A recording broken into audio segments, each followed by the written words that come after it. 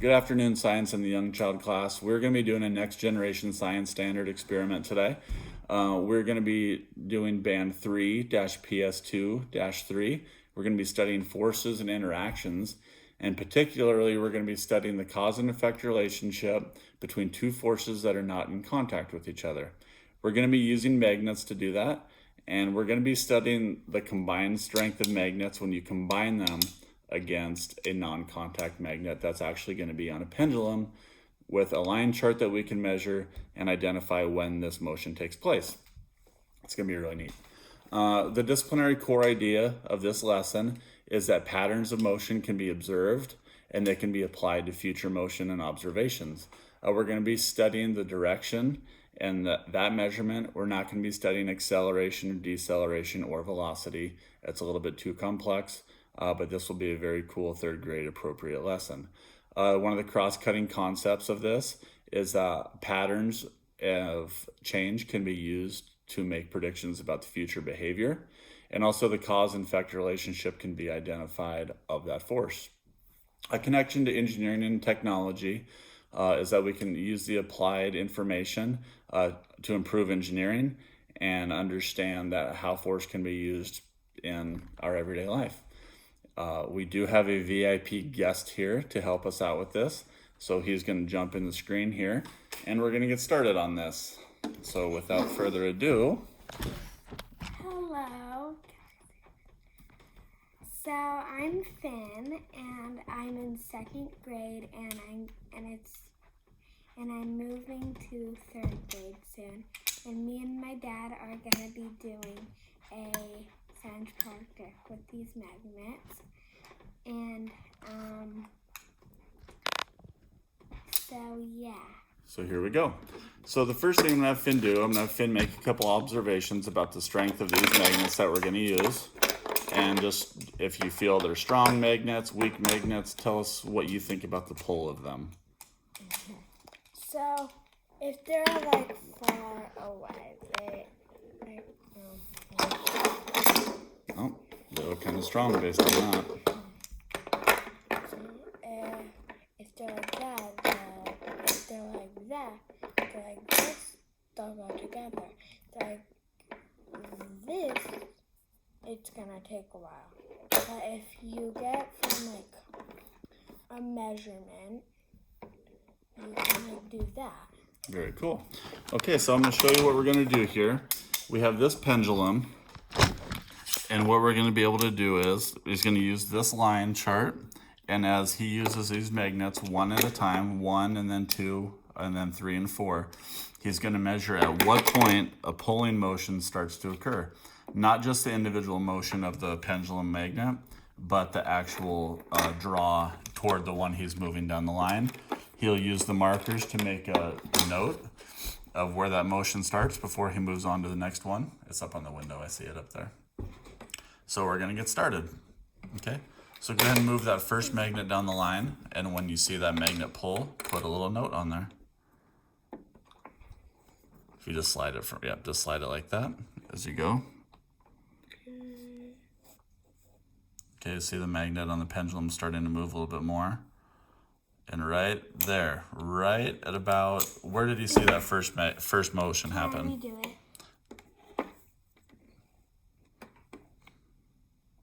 Okay, go for it. Okay, you don't want it to get to a point where it draws toward it. You just want, okay, right? See how it moved forward right there? That's where your line is, right there. So do that. Okay, now add a second magnet to that. Okay, you can write that right there in the distance. What do I write? It moved it to 8 lines, so put it on 8. So 8. Okay. Now let's do it with 2. Do the same thing with 2 magnets, and let's see if it moves at the same time or if it starts moving earlier. Okay, see the magnet starting to react a little bit. Oh, I saw motion. Okay, it's pulling toward it. Okay, so I don't know if it was, why don't you do it one more time and double check. Okay, right about there. See, it was where the draw took place. Okay, so that happened at 9. Let's do it with number 3.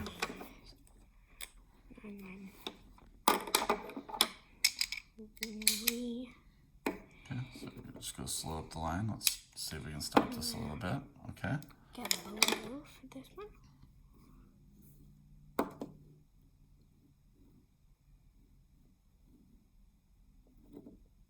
Oh, So like 9. so still a 9. So wait, can we retry that because I didn't get it. Okay, we'll do it one more time. Oh, It's 10. was it full? Was it all the way to 10, or was it a little bit closer? Double check you can be exact. It doesn't have to be on a full line. Oh, there it was. So right, what do you say that's 9, 10? Okay, so let's do it one more time with our 4th magnet and see what happens here. And let's add the 4th one. Okay, slowly work your way up the line. Oh wait, got it right. Got to write 10 on there. 10 line. Okay. Last one. Let's see what we have here. Okay, I think we might get. Oh, it's starting to. Okay. You can back that up. It got a little bit close to it. It was twitching, but it wasn't quite moving yet.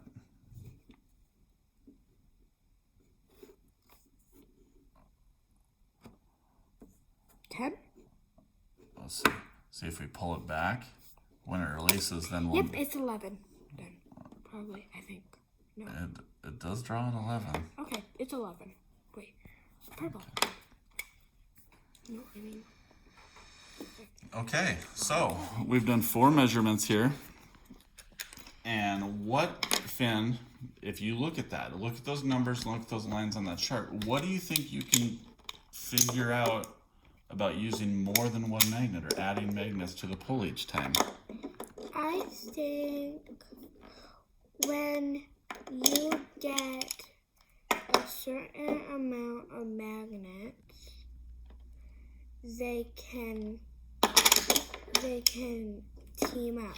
Like if there was a mean person, for example, like someone rude, or they team up on you. When they team up, they get stronger? Uh-huh. Okay, that's an interesting angle to go. All right. Or like. So tell me about science. Do you think they how would you describe the force of those magnets when you add more and more to them?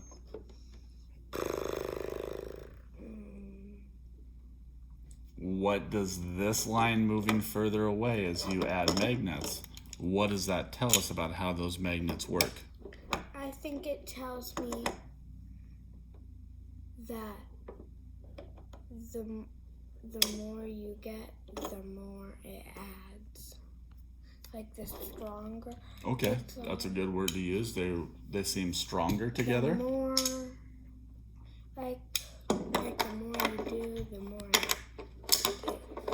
The more magnets you use, the stronger it gets. Is that what you're saying? So the pull happens earlier. Mm-hmm. So the more magnets you have, I actually understand that mean person analogy.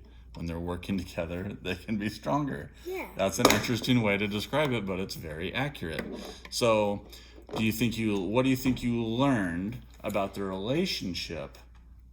Does that make sense? How we said that was our intention up there. What do you think you learned about the relationship of magnets when they're working? I think it can be like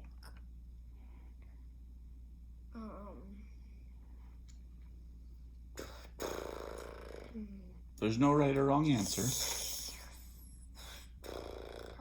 Can you repeat the question? What do you think you learned about the relationship of magnets when they're pulling on something?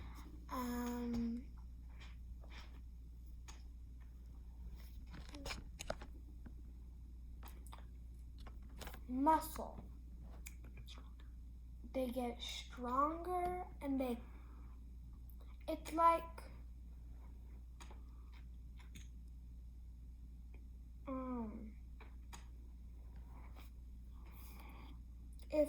if you were like a cowboy with a lasso, the lasso is like an extension arm, so it makes it longer. but like instead for this thing, the more magnets you have, the stronger. I like it. So that's how we learned a little bit about how magnets work together and get stronger the more you have, that the force they pull on the pendulum magnet actually does get stronger as you go. It was pretty cool to see his little mind work through this. We've never done this. This was his first go around, so I learned just as much as his thought process as you guys did. So a couple of cool analogies in there, how a little mind works, but it was very cool. It was a very interesting lesson on force, and I hope Finn learned something, and I thought you guys thought this experiment was a good idea as well. So thank you very much, and good luck on your projects.